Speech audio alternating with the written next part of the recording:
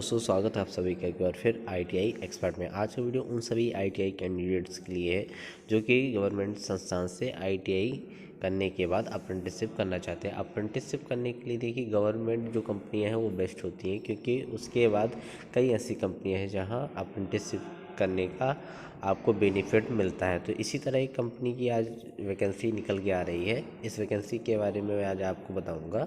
दोस्तों ये जो वैकेंसी निकली हुई है तो ये ऑर्डिनेंस फैक्ट्री में ये वैकेंसी निकली हुई है। आपको कैसे अप्लाई करना है, कितनी पोस्टों के लिए यहाँ और कौन कौन सी ट्रेडों के लिए यहाँ वैकेंसी निकाली गई, सब कुछ बताऊंगा आपको इस वीडियो में। तो वीडियो पे बने रहिएगा। तो दोस्तों वीडियो को शुरू करते हैं। तो दोस्तों ये जो वैकेंसी है तो ऑर्डिनेंस फैक्ट्री में ये वैकेंसी निकाली गई है। अब इसमें हम देखते हैं किस स्टेट के लिए कितनी वैकेंसी निकाली गई है। तो दोस्तों ये जो वैकेंसी है तो सीरियल नंबर यदि हम 1 की बात करते हैं तो सीरियल नंबर 1 में दोस्तों देखिए यहाँ फिटर ट्रेड के लिए है, सेकंड में टर्नर है, थर्ड में मशीनिस्ट है, फिर 4 में MMTM है, फिर है भूतपूर्व आईटीआई के जो कैंडिडेट हैं उनके लिए फिटर, टर्नर, मशीनिस्ट, इलेक्ट्रीशियन और वेल्डर, इन सारे ट्रेडों के लिए यहाँ मल्टीपल वैकेंसी निकाली गई है। यदि हम देखते हैं कैटेगरी वाइज तो कैटेगरी वाइज दोस्तों देखिए यहाँ कुल योग यदि हम देखते हैं गैर आईटीआई कैंडिडेट के लिए तो गैर आईटीआई में यहाँ दिया हुआ है 52 सीटें हैं, और भूतपूर्व आईटीआई के कैंडिडेट्स की यदि हम बात करते हैं तो 47 यहाँ सीटें हैं। ठीक है, कुल योग की यदि हम बात करते हैं तो कुल योग में देखिए 99 पोस्टें यहाँ दिखाई दे रही हैं। अब बात करते हैं आयु सीमा की। तो आयु सीमा में दोस्तों यहाँ इन्होंने बताया हुआ है कि आवेदन प्राप्त करने की अंतिम तिथि 15 से 24 वर्ष के बीच रखी गई है। ठीक है, ऊपरी आयु सीमा में निम्न अनुसार छूट दी जाएगी। ये आपको पता होगा कि अनुसूचित जाति अनुसूचित जनजाति की जो कैंडिडेट हैं उनके लिए 5 वर्ष की छूट दी जाती है। इसके बाद अन्य पिछड़ा वर्ग के जो कैंडिडेट होते हैं उनको 3 वर्ष की छूट दी जाती है। ठीक है, अब आते हैं इसके बाद इसके बाद भी कैंडिडेट जो कि शारीरिक रूप से विकलांग हैं, हैंडीकैप्ड हैं, उनके लिए 10 साल की यहाँ छूट दी है। और आईटीआई उम्मीदवारों के लिए ऊपरी आयु सीमा से संबंधित ट्रेड में एनसीवीटी और एससीवीटी प्रशिक्षण में समानता व्यतीत अवधि की और छूट दी गई है। ठीक है, अब यहाँ बात करते हैं आवश्यक योग्यता कि आपकी यहाँ क्वालिफ़िकेशन क्या होनी चाहिए।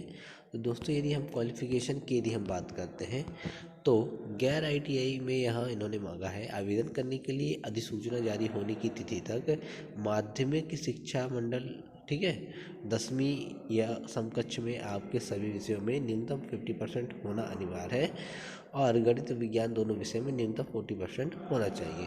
फिर आईटीआई की श्रेणी के लिए एनसीवीटी या एससीवीटी या कौशल विकास व उद्यमिता मंत्रालय द्वारा आपके पास सर्टिफिकेट होना चाहिए। ठीक है, इसके बाद रिक्त जो है पद उनका विवरण उन्होंने दिया हुआ है। तो रिक्ति के अनुसार आपको अपने स्टेट के हिसाब से यहाँ आपको फॉर्म भरना है। आवेदन कैसे करना है उसके लिए इन्होंने बताया हुआ है। तो उम्मीदवारों को अनुबंध 1 में उल्लेखित आवेदन पत्र जमा करना होगा। फिर इन्होंने बताया है बी में उम्मीदवारों को अपना व्यक्तिगत विवरण सावधानीपूर्वक भरना चाहिए। अभ्यर्थी यह सुनिश्चित कर लें कि उनका नाम, पिता का नाम, जन्मतिथि, प्राप्तांक, मैट्रिकुलेशन समकक्ष प्रमाण पत्र आदि दर्ज किए गए अंकों से बिल्कुल मेल खाएं। ठीक है, फिर उम्मीदवारों को परामर्श दिया जाता है कि आवेदन में अपने सक्रिय मोबाइल नंबर और वैलिड ईमेल आईडी आपको यहाँ लगाना है। ठीक है, और साथ में आपको आधार कार्ड भी देना होगा। आवेदन पत्र भरते समय ही लिया गया पासपोर्ट आकार का रंगीन फ़ोटो आपको लगाना होगा। उम्मीदवारों को आवेदन भरते समय हस्ताक्षर करना होगा। ठीक है, ये सारे स्टेप आपको बराबर फॉलो करने पड़ेंगे, तभी आपका फॉर्म वहाँ सेलेक्ट हो पाएगा। फिर इसके बाद आता है निम्नलिखित मूल दस्तावेज आपके पास बिल्कुल होना चाहिए, नहीं तो आपका फॉर्म रिजेक्ट होने की पूरी संभावना है। तो वो ज़रूर देख लीजिएगा ऐसे कौन से रिकॉर्ड हैं जो कि आपके पास होना कंपलसरी है। तो उनमें देखिए सबसे पहले नंबर पे यदि हम बात करते हैं आधार कार्ड होना चाहिए आपके पास, SC ST, ठीक है ना, SSC का आपके पास अंक प्रमाण पत्र भी होना चाहिए। फिर जन्मतिथि प्रमाण पत्र के लिए आपके पास मैट्रिकुलेट का प्रमाण पत्र होना चाहिए। ठीक है, फिर संबंधित ट्रेड जिससे किए उसका आपके पास कुछ मार्कशीट वगैरह होना चाहिए। फिर आपके पास ITI उत्तीर्ण उम्मीदवारों के लिए SCVT NCVT द्वारा जारी नेशनल NTC आपके पास होना चाहिए। ठीक है, आप कैटेगरी वाइज सर्टिफिकेट आपके पास होना चाहिए। विकलांग है तो विकलांगता का प्रमाण पत्र होना चाहिए। ये सारी चीज़ें आपके पास होना बेहद ज़रूरी है। ठीक है, अब चयन की यदि हम प्रक्रिया देखते हैं, चयन कैसे होगा, तो चयन में दोस्तों देखिए, चयन योग्यता सूची के आधार पर किया जाएगा। गैर ITI और भूतपूर्व ITI श्रेणियों के लिए अलग अलग योग्यता सूची तैयार की जाएगी। ठीक है, जो आप जिस ITI से रिलेटेड आते हैं तो आप उसके हिसाब से आपका चयन किया जाएगा। भूतपूर्व ITI श्रेणी के लिए योग्यता सूची मैट्रिक ITI दोनों अंकों के साधारण औसत प्रतिशत 50% के आधार पर ट्रेडवार तैयार की जाएगी। तो दोस्तों ये सारी चीज़ यहाँ इन्होंने नोटिफिकेशन में बता दी हैं।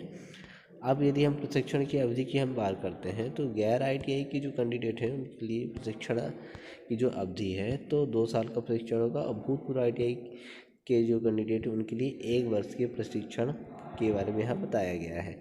अब बात करते हैं स्टाइपेंड की। जो वजीफ़ा स्टाइपेंड होता है तो जो गवर्नमेंट का नॉर्म्स है उसके अकॉर्डिंग यहाँ स्टाइपेंड दिया जाएगा। लेकिन गैर ITI उम्मीदवारों के लिए यहाँ उन्होंने बताया हुआ है कि प्रथम वर्ष के प्रशिक्षण के दौरान पहले 3 महीनों में 3,000 रुपये प्रति माह आपको मिलेगा। शेष 9 महीनों में आपको 6,000 रुपये प्रति माह दिया जाएगा। और दूसरे वर्ष के प्रशिक्षण के दौरान आपको 6,600 रुपये प्रति माह दिया जाएगा। भूतपूर्व ITI उम्मीदवारों के लिए प्रशिक्षण के दौरान 8,050 रुपये आपको प्रति माह दिया जाएगा। ठीक है, फिर इन्होंने बताया है शारीरिक स्वास्थ्य का जो मानक है अप्रेंटिस नियम 1961 उसके अकॉर्डिंग आपकी सारी चीज़ें होनी चाहिए। आपके पास फिटनेस सर्टिफिकेट भी होना चाहिए। ठीक है, नियम एवं शर्तें इसमें दी हुई हैं, आप पढ़ लीजिएगा। और रोज़गार से संबंधित भी चीज़ें उन्होंने और भी बहुत सारी चीज़ें बताई हैं। कुछ फॉर्मेट भी इन्होंने नीचे संलग्न किए हैं तो आप उस फॉर्मेट को भी ज़रूर देख लीजिएगा। तो फॉर्मेट कैसे आपको भरना है वो सारी चीज़ें आप अच्छे से समझ लीजिएगा। ठीक है, फॉर्मेट का विवरण मैं आपको दे देता हूँ। देखिए यहाँ एक तो फॉर्मेट यहाँ इन्होंने दिया हुआ है, इस फॉर्मेट को आपको भरना है।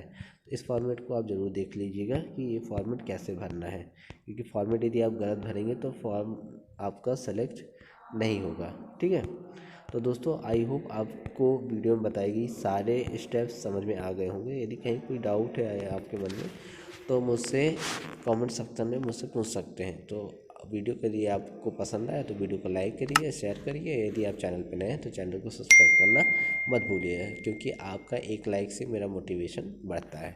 धन्यवाद दोस्तों।